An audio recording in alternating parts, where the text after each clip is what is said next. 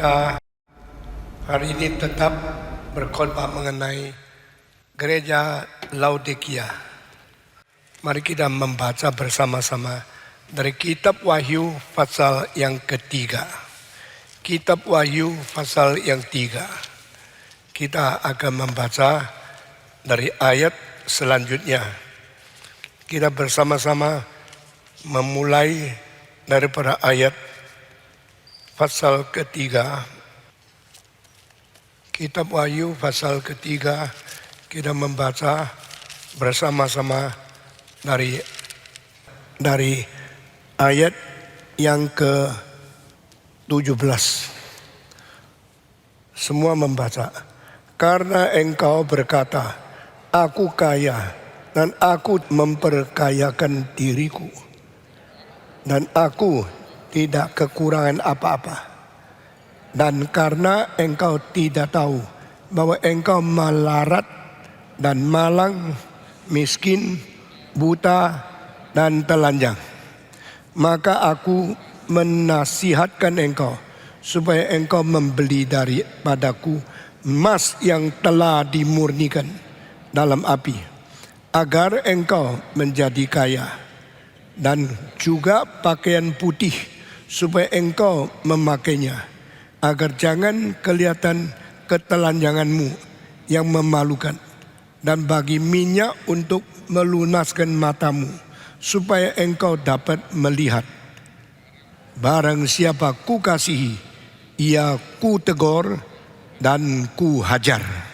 Sebab itu relakanlah hatimu dan bertobatlah. Sampai di sini dulu. Saudara-saudara, mari kita berdoa.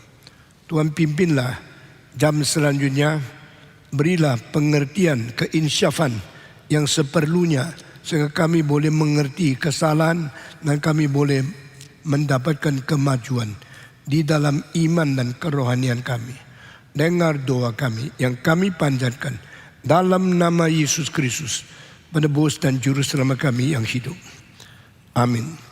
Saudara-saudara, Tuhan Yesus setelah bicara tentang kamu tidak dingin dan tidak panas, maka aku akan memuntahkan engkau keluar dari mulutku. Saudara-saudara, setelah teguran yang begitu keras, lalu Yesus membicara lagi kepada gereja di Laodikia. Engkau berkata, ini bukan Yesus yang kata, engkau yang berkata, berarti Laodikia bicara kepada sendiri. Apa artinya bicara kepada sendiri? Itu gejala psikologi yang sangat bahaya. Saya akan menguraikan tentang hal ini. Engkau berbicara sendiri, sama dengan bicara di dalam hatimu. Engkau tidak bicara sama orang. Engkau sendiri kata-kata kepada sendiri. Apa artinya sendiri berkata kepada sendiri? Di sini dirinya satu pribadi sudah dipecahkan menjadi dua. Sehingga yang pertama ada diri yang menjadi subjek, yang kedua menjadi diri yang menjadi objek. Ini artinya merelatifkan pribadi sendiri menjadi sesuatu dialog antara diri dan diri. Di dalam psikologi ini sesuatu gejala yang sangat bahaya. Kalau orang bicara sama diri, lalu dianggap itu kebenaran yang dia hanya diri tahu, dan hanya bicara kepada diri dan tidak pengkoreksi dari luar, maka kalau dia mempunyai tanggapan dan mempunyai impresi yang salah tentang diri, dia akan merugikan diri.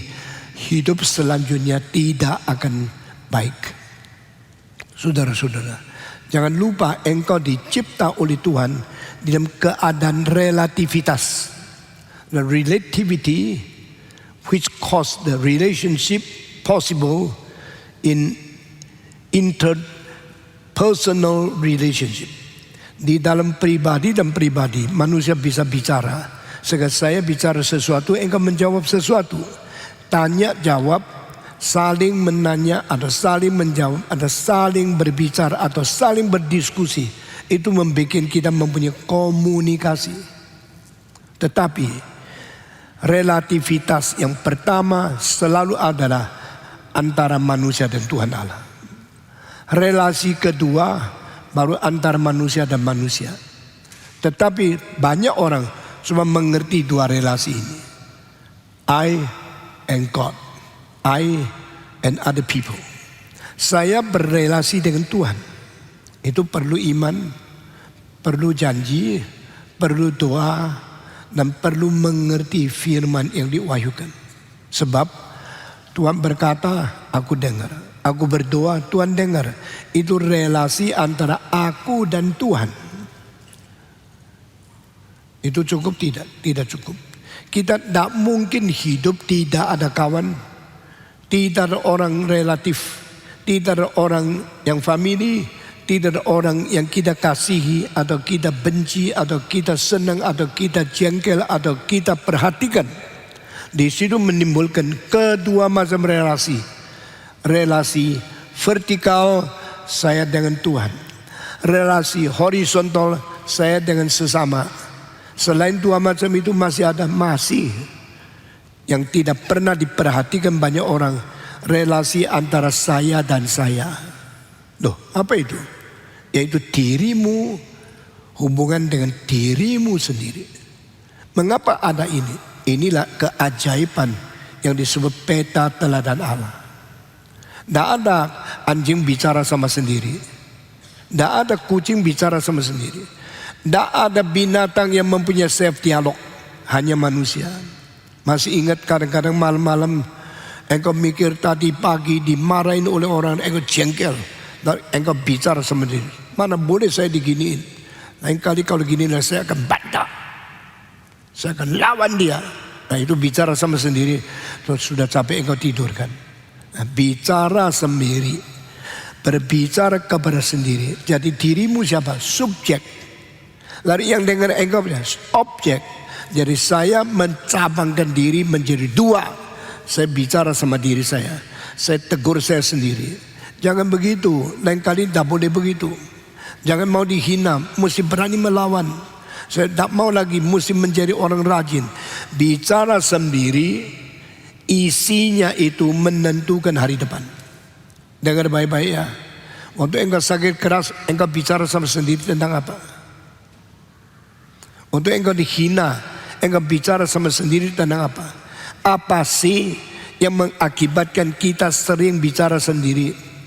Terlalu benci, terlalu dihina, selalu dilawan, atau kita dipukul, atau kita dibenci, kita difitnah. Itu mengakibatkan kepahitan yang akibatnya saya bicara sama saya sendiri. Apalagi kalau engkau pacaran patah hati, sesuai itu susahnya, hampir mau mati tapi tidak berani. Mau hidup kurang cukup kekuatan. Akhirnya bicara sama, saya mulai hari ini tidak mau pacaran lagi. Atau saya mulai hari mau benci semua perempuan. Banyak orang menaruh dendam karena ada perempuan yang dicintai tidak menjawab dan tidak menerima cintanya. Itu sebab dia mulai melawan membenci diri, akhirnya menjadi membenci semua perempuan. Di California ada seorang profesor fisika karena selalu pacar gagal, tapi tidak bisa tahan. Akhirnya kelihatan perempuan diperkosa lalu dibunuh, dibunuh. Di daerah itu tidak ada orang tahu kenapa banyak perempuan yang dibunuh. Sesudah itu mereka mentelusuri terus. Tak sangka yang membunuh perempuan 27 orang. Satu profesor yang waktu siangnya mengajar seperti orang gentleman, waktu malamnya seperti binatang liar yang sangat benci sama perempuan. Dirayu, diperkosa, serta dibunuh, dibuang mayatnya ke sawah, ke lumpur, ke kali. Dan selalu cuci tangan sampai tidak ada gejala apapun orang bisa tangkap. Padahal dia adalah seorang pembunuh yang lebih jahat daripada binatang yang buas apapun. Setelah ditemukan ditulis di surat kabar, ternyata profesor ini adalah seorang jahat yang sudah menghabisi hidup 27 wanita yang cantik setelah diperkosa, dibunuh. Kenapa? Benci. Kenapa benci? Dia mempunyai keputusan, mulai hari ini saya akan melihat perempuan yang cantik saya perkosa dulu, saya bunuh. Karena saya balas dendam. Kenapa saya ditolak? Sifat manusia bisa jahat sampai seperti ini. Menakutkan bukan? Tapi saudara-saudara, hal-hal terjadi seperti ini karena ada pembicaraan kepada diri dulu. I cannot do this. I cannot face this kind of the difficulty insult. Saya tidak bisa menerima dipermalukan seperti ini. Saya mesti dendam. Saya mesti bunuh. Karena bicara sama sendiri salah, tinggal lakunya menjadi liar. Saudara-saudara, hati-hati apa yang pernah kau bicara tentang dirimu sendiri. Apa yang kau pernah bicara, janji kepada dirimu sendiri. Bicara. Ini adalah satu gejala psikologi yang menakutkan. Ini juga adalah sesuatu side effect dari eksistensialisme yang dibicarakan, didiskusikan banyak filosof. Pada waktu saya masih muda, umur 30-an, saya mempelajari begitu banyak psikologi khususnya tentang eksistensialisme.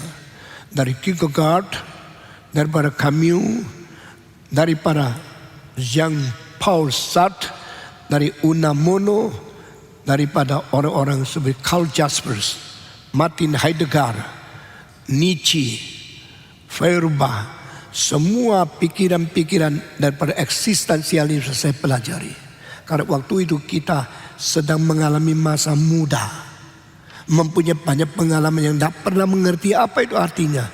Akhirnya belajar dan saya mengetahui Sartre daripada Prancis pernah menulis satu makalah mengatai dua istilah.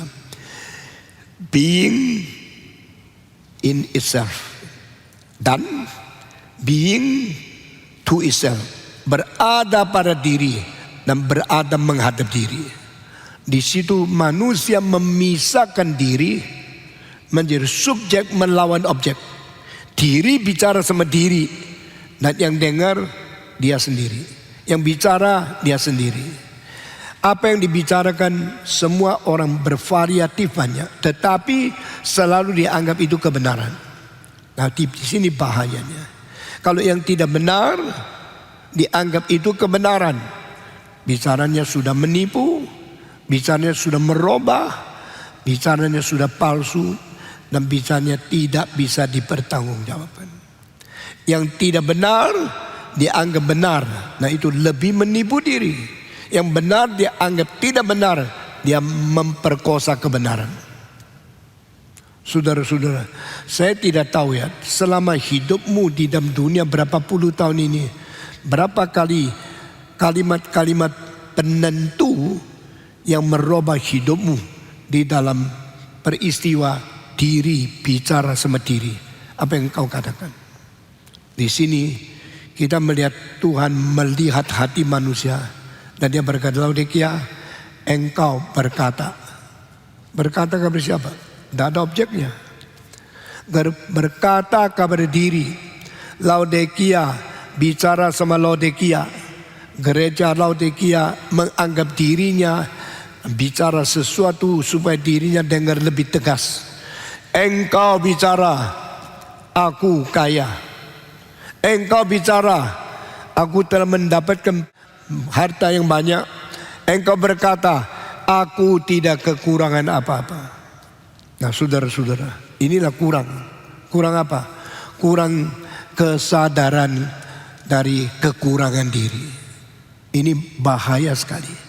Sudah kurang, tidak rasa kurang. Ada orang yang sangat malu, tapi tidak pernah rasa malu karena kekurangan perasaan malu. Kalau seorang tidak pakai baju jalan-jalan di tengah jalan, engkau rasa bagus, atau engkau rasa kasihan, atau engkau rasa cici, karena dia tidak tahu, dia tidak pakai baju, dia malu, tapi tidak tahu malu.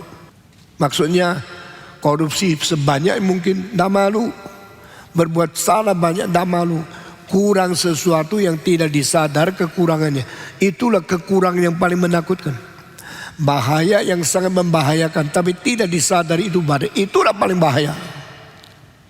engkau berkata. Tuhan Yesus menyebut Laodikia, gereja Laodikia. Sekarang saya kasih tahu, engkau berkata. Itu kata apa? Kata kabar diri. Bahaya sekali. Saudara masih ingat apa yang kau bicara kabar dirimu? Engkau berkata, aku kaya, aku telah untung banyak, aku tidak kekurangan apa-apa.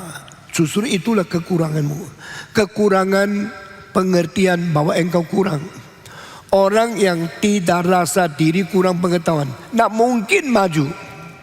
Orang yang tidak sadar diri itu terlalu bodoh, tidak mungkin jadi bijaksana. Orang tidak sadar kalau diri itu sakit, pasti tidak mungkin sembuh. Karena dia sakit pun tidak sadar, tidak merasa diri sakit. Itu penyakit yang tidak bisa ditolong. Itu sebab Tuhan Yesus berkata, Laodikia, engkau berkata. Saya merenung ayat-ayat ini sampai sendiri takut. Apakah kita pernah ada keadaan yang menakutkan, keadaan kekurangan yang menakutkan, keadaan berdosa yang menakutkan, tapi diri kita sadar, lalu kita bicara, I have nothing wrong, I have nothing dangerous, I have nothing need, I have everything. Engkau berkata, aku kaya, aku telah untung banyak, aku tidak kekurangan apa-apa. Engkau berkata. Setelah engkau berkata mengkonfirmasikan bahwa dirimu cukup, dirimu kaya, dirimu tidak berkekurangan apa-apa. Saya yang berkata. Ini namanya dialog pertama antara Tuhan dan kita. Dialog kedua antara kita dan sesama. Dialog ketiga antara kita dan kita. Setelah kita berkata-kata kabar diri dengan kalimat yang salah, baru Tuhan mengatakan, sekarang dengar kataku. Sebenarnya engkau bilang engkau kaya, no. Engkau untung banyak, no. Engkau tidak berkekurangan apa-apa, nothing right. You are wrong, I tell you. Lalu kata Tuhan berlawanan dengan kata daripada Laodikia. Laodikia mengatakan tiga, aku sudah kaya, aku dapat harta banyak, aku tidak berkekurangan apapun. Tuhan bilang, bukan demikian.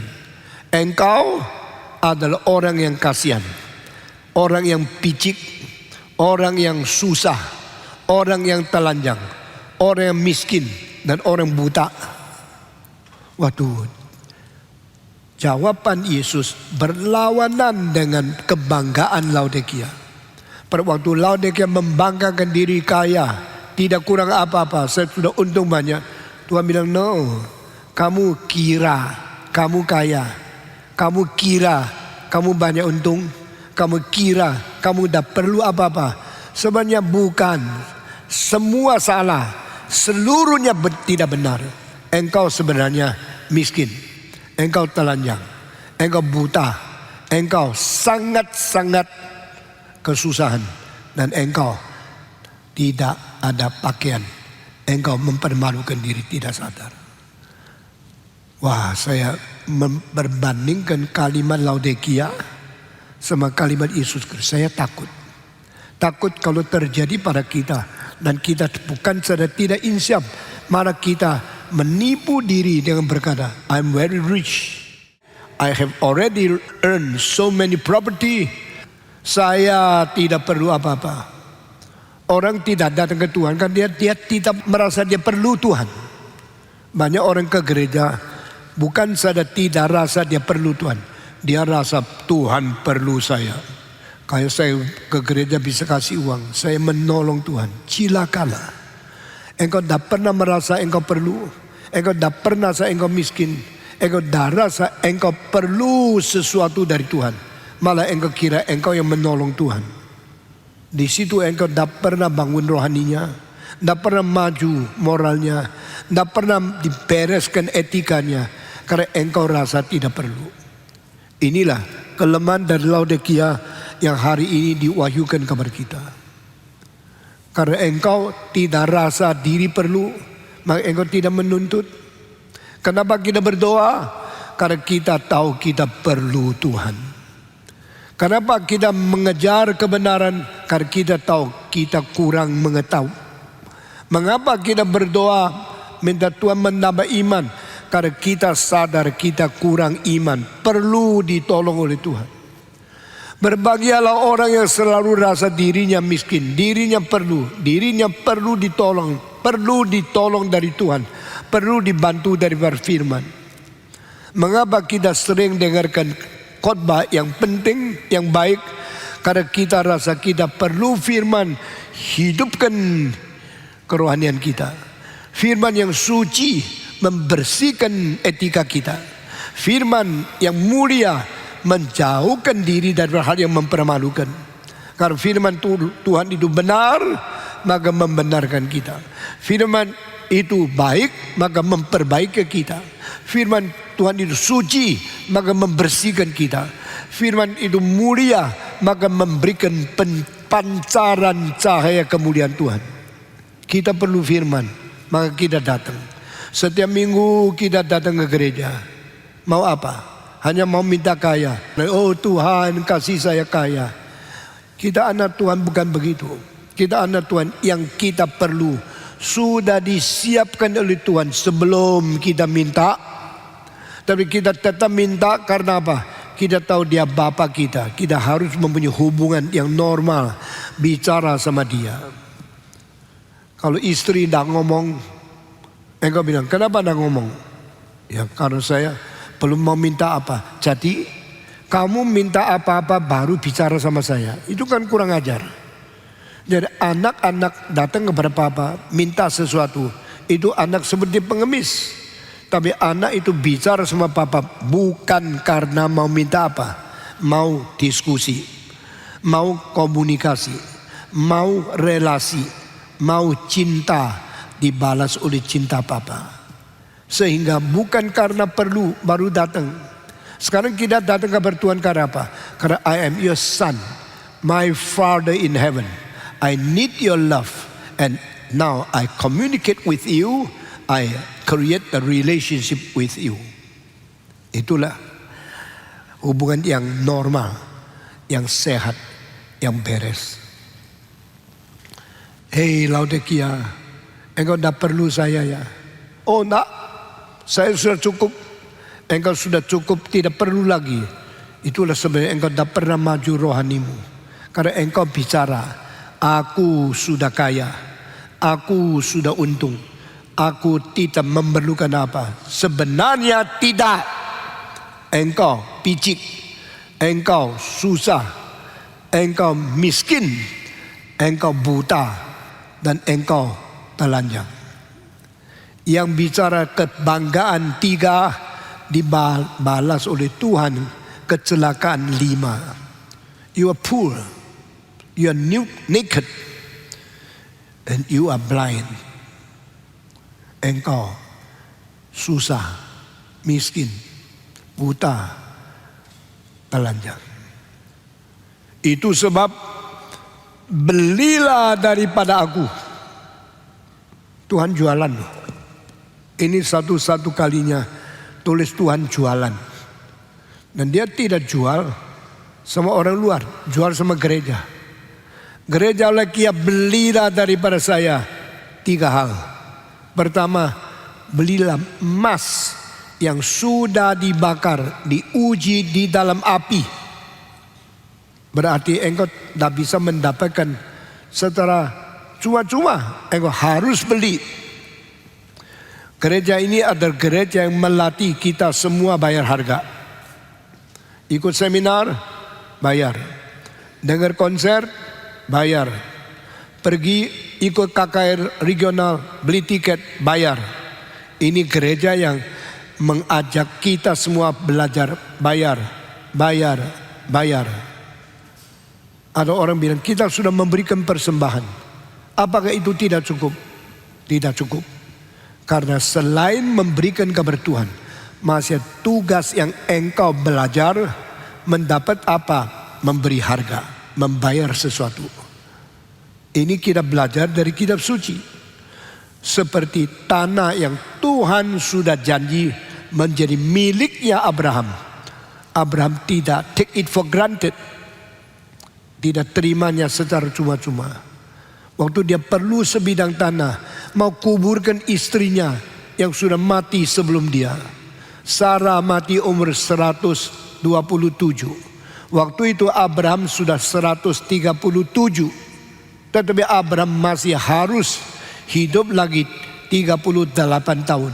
Setelah istri mati, dia menjadi duda 38 tahun. Karena Abraham hidupnya 175 tahun. Di dalam seluruh kitab suci, hanya seorang wanita yang umurnya dicatat sampai kapan dia mati. Tidak ada lain. Maria umur siapa kapan mati? Tidak tahu. Ruth kapan mati? Tidak tahu. Semua perempuan mati umurnya berapa? Tidak pernah dicatat Alkitab. Hanya satu. Sarah. Sarah mati umur 127. Waktu itu suami yang harus mengkuburkan istri ini lebih jarang. Kebanyakan istri yang mengkuburkan suami.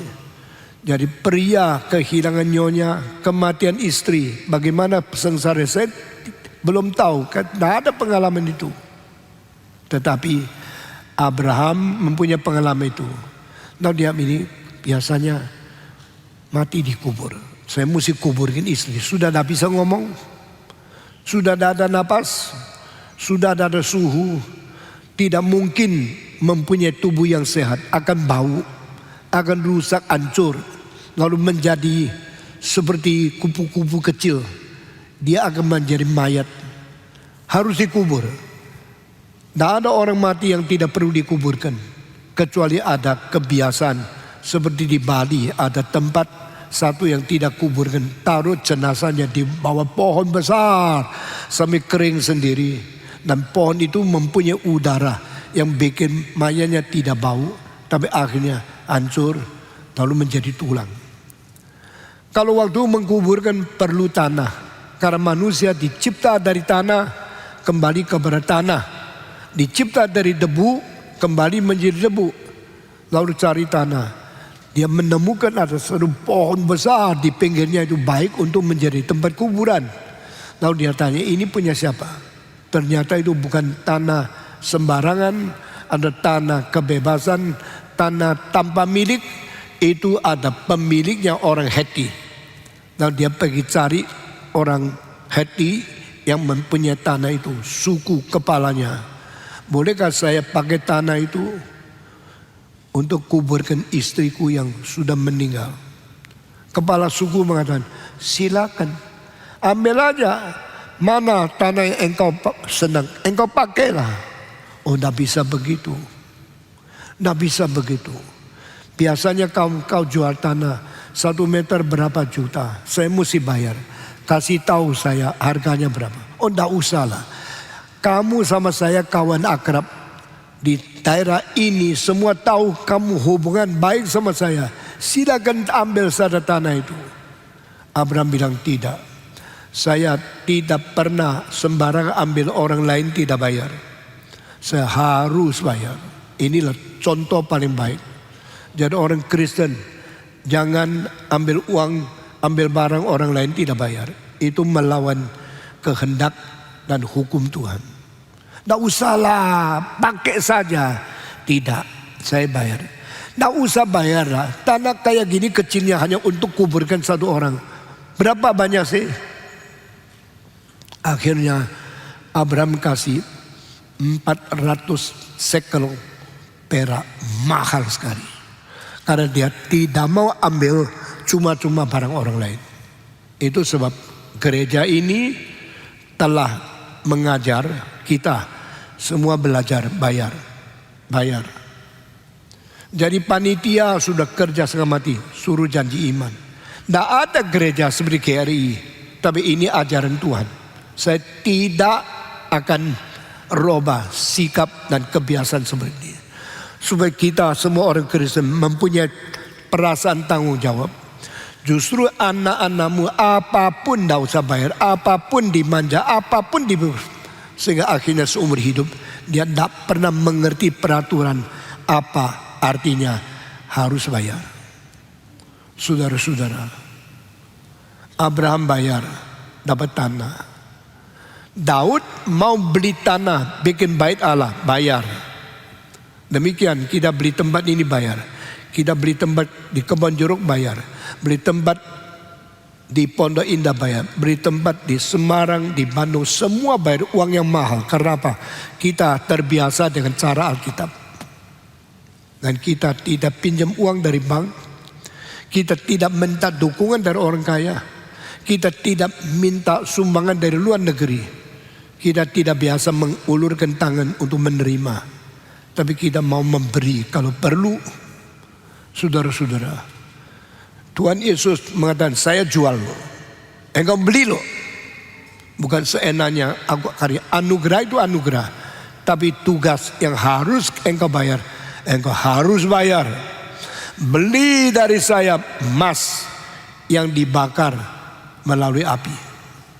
Beli pakaian putih yang sudah jadi untuk engkau pakai.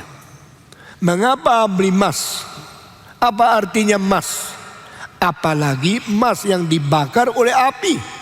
Kenapa Tuhan suruh kita beli emas itu? Itu berarti iman yang sudah pernah diuji.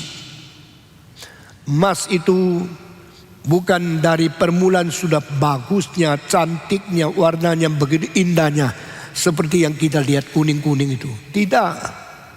Kalau engkau mengetahui emas, pertama-tama adalah pasir-pasir yang mengandung batu, mengandung segala bahan-bahan yang lain yang kotor, yang jelek sekali. Engkau baru tahu di dalam batu yang jelek-jelek tersimpan emas yang sangat mulia dan mahal di dalamnya. Tetapi emas tidak akan menjadi emas kalau tidak lewat ujian api. Maka itu batu bara yang mengandung emas kita ambil, kumpulkan semua, taruh di dalam tempat, dikasih api yang sangat-sangat tinggi. Kalau besi perlu 1700 derajat baru leleh. Kalau tanah yang banyak kotorannya perlu 3300 derajat baru leleh. Seperti lahar daripada gunung api.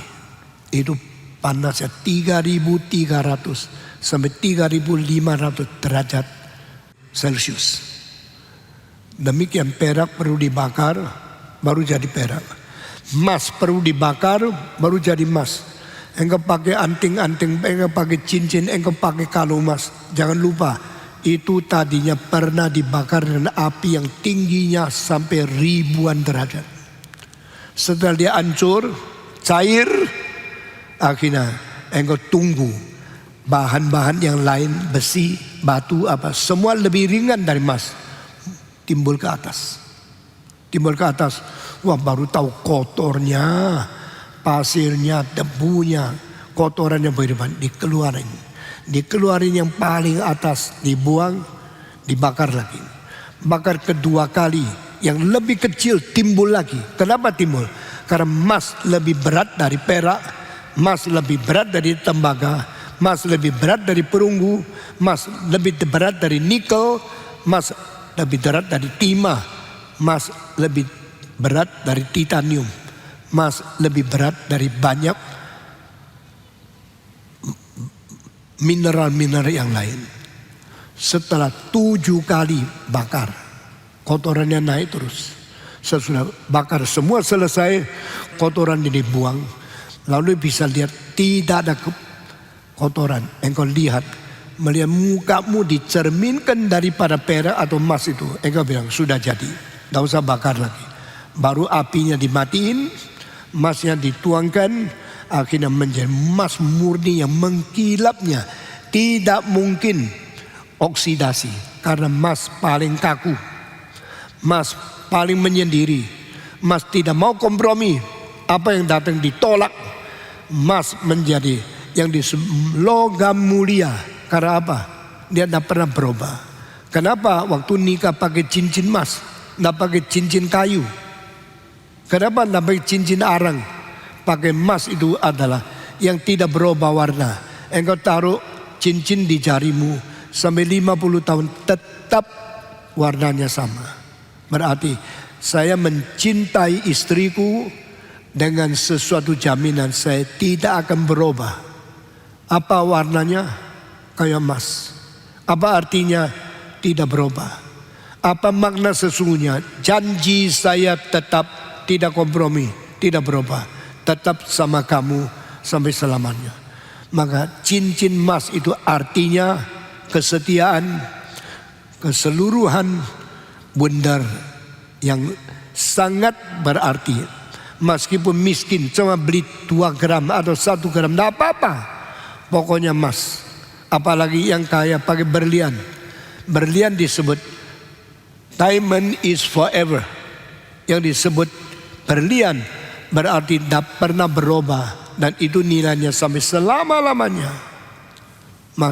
Itulah sebab kalau engkau berpacar, engkau beli berlian kepada dia lebih senang dari kasih mutiara, lebih senang daripada kasih cincin, daripada timah, dari besi, atau dari stainless steel. Karena emas dan berlian tidak pernah berubah. Tidak pernah berubah warnanya. Tidak pernah berubah akan sifat kekerasannya. Diamond kerasnya 10, angka yang paling sempurna. Emas warnanya tidak berubah, warna yang paling sempurna. Tidak peduli oksigennya berapa banyak. Pokoknya saya tidak mau dioksidasikan. Itu emas. Tuhan Yesus berkata, Laodikia, beli dari saya emas yang diuji dengan api. Saudara-saudara, apa artinya? You menjadi gereja perlu iman yang sejati, yang tidak luntur, yang tidak berubah, yang tidak berkompromi, yang terus mempertahankan kesetiaanmu, ketulusanmu, dan kesempurnaanmu seperti emas. Karena dia sudah lewat api. Yang sudah lewat api, tidak usah takut dibakar lagi. Karena sudah dibakar sematang-matangnya, sekeras-kerasnya, setuntas-tuntasnya. Itu emas. Laodikia, Laodikia, yang suam-suam, yang tidak dingin, tidak panas. Engkau kira diri kaya, saya tahu engkau miskin. Engkau telanjang, engkau buta, engkau picik, engkau penuh kesusahan. Sekarang beli emas daripada aku. Aku jual emas. Tuhan Yesus jual emas. Ini artinya iman sejati yang sudah pernah diuji oleh api. Yesus Kristus mau dan hanya mau yang mempunyai iman sejati seperti emas yang diuji menjadi muridnya. Tuhan tidak mau murid yang campur-campur imannya, yang campur-campur firman-Nya, yang tidak benar kepercayaannya. Tuhan tidak mau murid-murid yang separuh percaya, separuh ragu, separuh murni, separuh palsu, separuh sungguh, separuh pura-pura. Orang seperti itu akan dibuang oleh Tuhan. Kalau engkau mau ikut aku, beli emas daripada aku. Nah, menjadi murid yang murni, yang sempurna, yang tidak berubah, yang tidak berkompromi, yang setia sampai mati, sampai selama-lamanya. Saya mau murid-muridku bermutu emas. Saya mau anggota Kristen bermutu emas. Yang lain tidak usah lah, saya tidak perlu. Tuhan tidak pernah perlu manusia. Tuhan tidak perlu kita ikut atau kita persembahkan uang. Kalau you ada uang, kalau engkau mau beli, bukan mau sogok. Engkau ada uang, engkau mau beli sesuatu, berarti bayar harga, bukan enak-enak terima seenak-enaknya. Memang anugerah keselamatan itu tidak dibayar, tapi dengan iman menerimanya. Dan iman yang sejati harus diuji seperti emas diuji dengan api. Beli pertama ini, saya mau tanya gereja, kita sudah siap mempunyai iman sejati mengikuti Yesus Kristus? Atau kita berpura-pura, separuh iya, separuh tidak, separuh panas, separuh dingin, separuh sejati, separuh palsu, separuh sungguh-sungguh mengikuti Tuhan, separuh menjadi paksa-paksa tidak rela. Saudara-saudara, mari kita mempunyai iman yang murni seperti emas yang diuji dari api. Dan ini harus bayar harga. Kita mau iman, tidak mau dengar firman. Ikut kebaktian, malas-malas. Baca kitab suci, ngantuk-ngantuk. Tidak bisa, tidak bayar harga, tidak dengar firman, tidak mungkin dapat iman. Karena iman datang daripada pendengaran. Mengapa Tuhan memberikan firman? Supaya kita baca. Mengapa Tuhan memberikan janji? Supaya kita beriman, percaya kepada Dia. Dan iman yang sejati bayar harga. Iman yang sejati seperti emas yang diuji melewati api, menjadi murni dan tidak berubah di hadapan Tuhan. Kedua, gereja Laodikia, belilah baju putih dari saya. Saya tanya, ini apa artinya? Beli 3 hal. Beli emas, beli baju putih, dan beli obat mata. Bahasa Indonesia mengatakan pelumnas. Saudara perhatikan, semua mesin tidak mungkin tidak ada pelumnas. Kecuali arloji yang paling modern, mereka memakai semacam pelumnas yang 1 kali taruh, seumur hidup tidak usah dikasih minyak lagi. Itu arloji yang 70 tahun, 80 tahun yang lalu perlu kasih pelumnas. 20 tahun sekali minta tukang arloji kasih minyak. Tapi yang baru sekarang sudah menemukan semacam pelumnas yang bikin dia terus bekerja, tidak akan tergoser. Terus bekerja, tidak akan kurang. Karena ada batu rubi yang mentahan dia punya gerakan. Dan ada semacam pelunas ahli yang tidak mungkin ditambah lagi minyak lain lagi untuk seumur hidup. Arloji yang mahal sudah menemukan semua syarat untuk bisa jalan 100 tahun, 80 tahun. Tidak usah diperbaiki lagi, kecuali jatuh bikin patah asnya. Kalau tidak jatuh, tidak ada kerusakan, atau jatuh sudah inkablok, atau ada satu shock proof di dalamnya. Setelah jatuh masih jalan.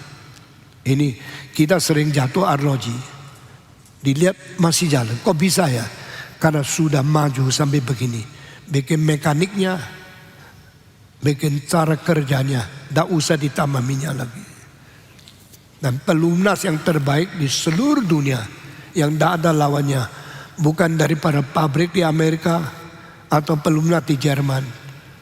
Yang pelumnas yang paling baik adalah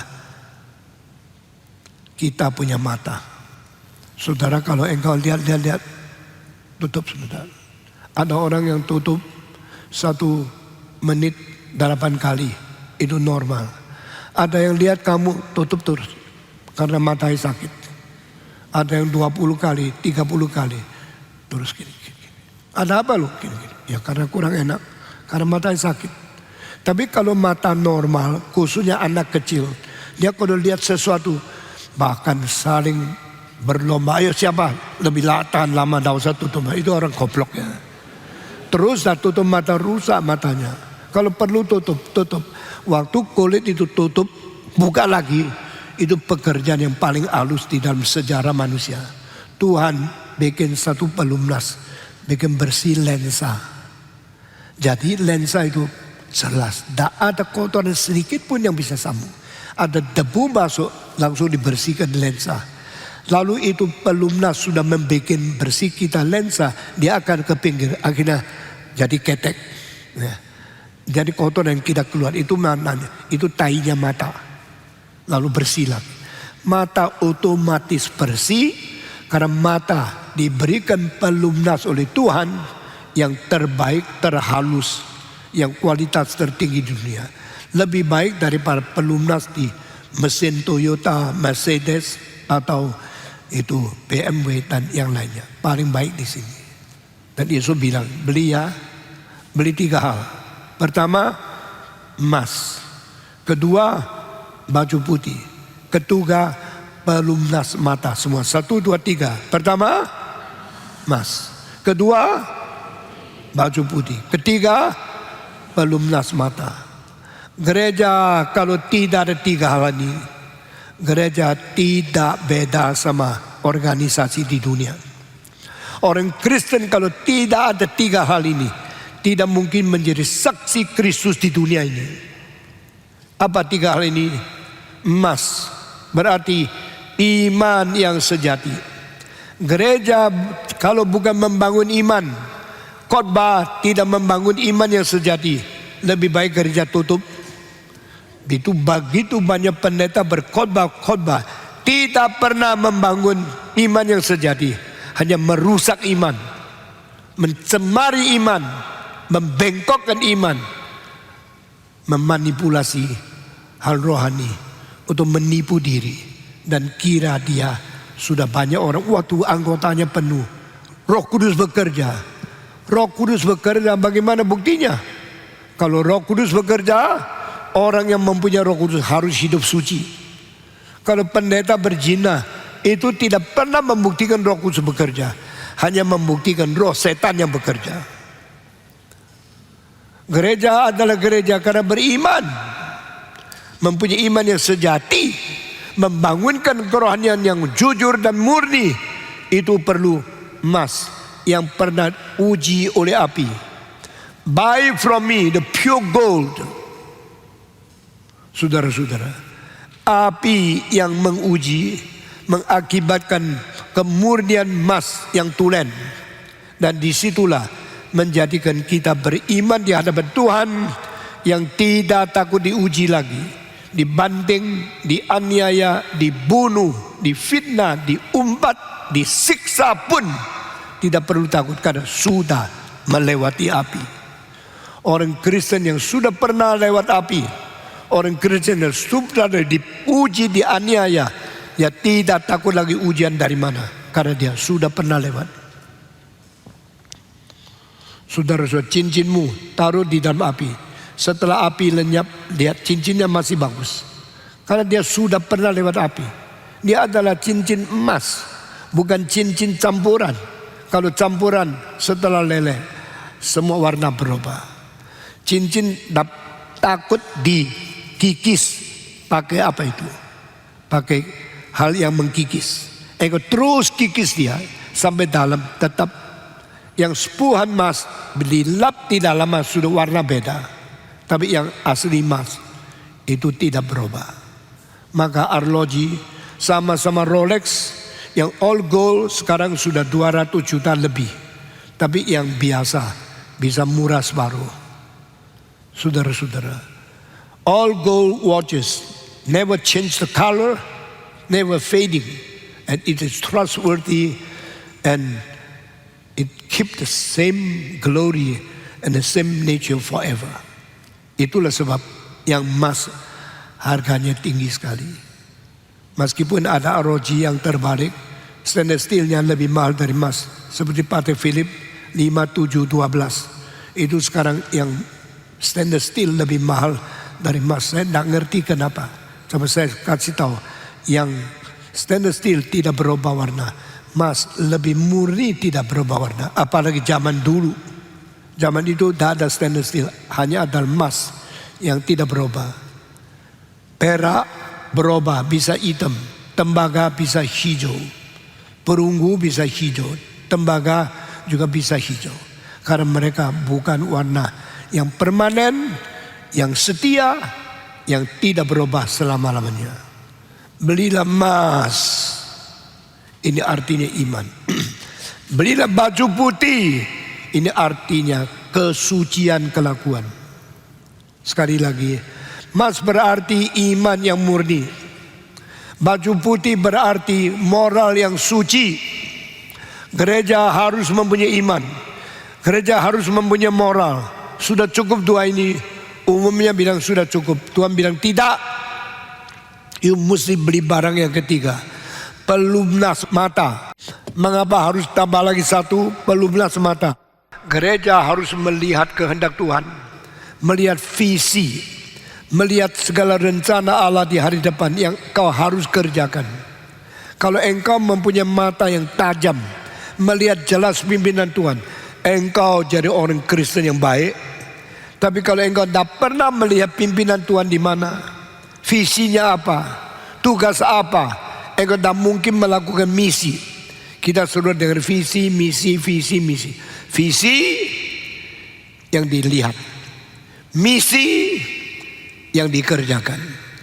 As a Christian, we should know because we see clearly the guidance and the vision from God. We should do diligently, hardworking for mission from God. Jadi visi, lihat, misi, kerja. Saudara-saudara, ini 3 hal menjadikan gereja masih bertanggung jawab. Gereja masih setia kepada Tuhan, masih melakukan kehendak, masih menjalankan pimpinan Tuhan. Pertama, iman yang murni. Kedua, baju yang putih, kelakuan moral yang suci. Dan ketiga, visi yang jelas. Saudara-saudara, GRI bagaimana? Gereja ini berusaha mempunyai iman yang paling benar dengan membacakan, memberitakan, menjelaskan firman secara tidak berkompromi. Kedua, GRI bagaimana? GRI berusaha menujur, mengajar dan menasihati Anda selalu hidup suci di dalam kerohanianmu, di dalam pikiran, di dalam kelakuan, di dalam pelayanan, di dalam tingkah laku, hidup suci, hidup memperkenan Tuhan, hidup tidak bohong, tidak curi, tidak nipu, hidup yang selalu jujur, yang selalu lurus dan selalu tulus hati di hadapan Tuhan. Itu pakaian putih. Gereja Reform Injili bagaimana? Kita mengajar engkau melihat visi, sadar pimpinan Tuhan, jangan main-main. Kita kirim orang pergi mengabar Injil di pulau, di rimba, di gunung, di pantai, di tempat di mana Indonesia berada, dari Sabang sampai Merauke. Kita pergi mengabar Injil dengan KKR regional supaya orang mengenal Yesus Kristus. Ini visi. Karena lihat jelas, maka kita melakukan sesuatu. Saudara-saudara, setiap kali kita lihat kok tidak ada pelayanan. Bukan tidak ada pelayanan, matanya belum lihat. Kenapa gereja berkembang? Karena ada visi. Kita lihat kota ini tidak ada gereja. Perlu bangun GRI. Kupang perlu, Bali perlu, Malang perlu. Setiap kota yang kita kunjungi, bikin KKR, kita harap besok bisa jadi gereja. Kenapa jadi gereja? Karena visi, matanya lihat. Saya berkhotbah di Boston, di dalam salah satu gereja yang paling penting. Sehingga 50 tahun yang lalu, waktu mereka merayakan hari ulang tahun ke-150, mereka undang Billy Graham yang khotbah. Tetapi waktu mereka ingat ulang tahun ke-200, undang Stephen Tong yang khotbah. Saya sampai di situ, saya tahu saya diperkirakan sebagai salah satu pendeta paling penting di dunia. 50 tahun yang lalu merayakan 150 tahun Billy Graham, merayakan 200 tahun Stephen Tong. Sangat dihargai bukan? Tapi saya tidak rasa bangga. Saya tanya, sudah 200 tahun, berapa cabang? Pendeta menjawab, 2 cabang. Saya langsung berkata, hanya 2 cabang? Engkau rasa puas? Gereja saya baru 27 tahun, yaitu 5 tahun yang lalu. Kita sudah punya lebih 48 cabang. Mereka kaget. Karena apa? Mereka rasa cukup, saya sudah kaya. Saya tidak perlu apa-apa. Saya sudah cukup untung banyak. Tuhan bilang, enggak. Engkau miskin. Engkau buta. Engkau telanjang. Engkau picik. Engkau banyak sengsara. Tapi engkau tidak sadar. Kenapa GRI tidak pernah puas? Karena kita rasa kita kurang. Kita miskin. Kita perlu. Kita minta tolong Tuhan. Supaya matanya ada pelunas. Bikin kita tajam penglihatan. Bikin kita mengerti apa yang kita perlu kerjakan. Akhirnya Tuhan berkati.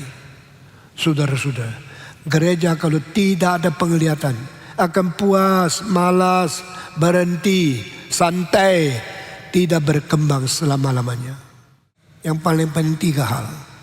Iman yang murni, moral yang suci, visi yang jernih. Semua ikut saya, 1, 2, 3. Iman yang murni, moral yang suci, dan visi yang mempunyai kejernihan.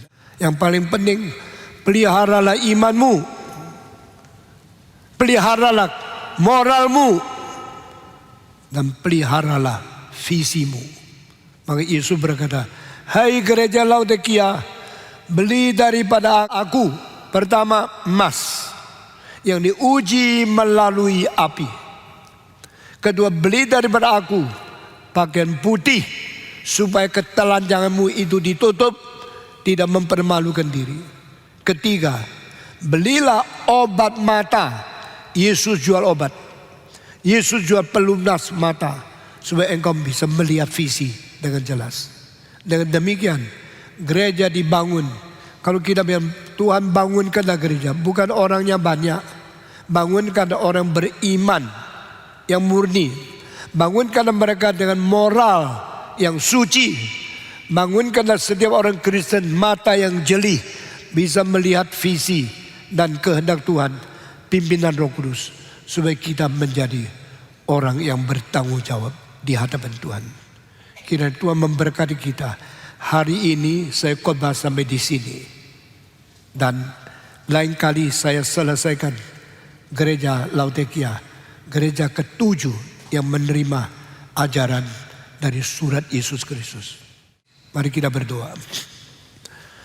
Bapa di dalam surga, kami berterima kasih karena cintamu begitu besar, dan cintamu yang memurnikan kami, yang membawa kami datang dekat kepadamu, mencintai kamu, dan mempunyai kemurnian iman melalui pengajaran firman yang sejati. Kami bersyukur selain kami perlu iman yang sejati, kami juga memerlukan moral yang suci dan mata yang jeli melihat visimu. Pimpinlah kami, jadikan kami gereja yang bertanggung jawab, gereja yang sungguh-sungguh dicintai dan sungguh-sungguh mencintai Tuhan. Dalam nama Yesus Kristus, penebus dan juru selamat kami yang hidup, kami sudah berdoa. Amin.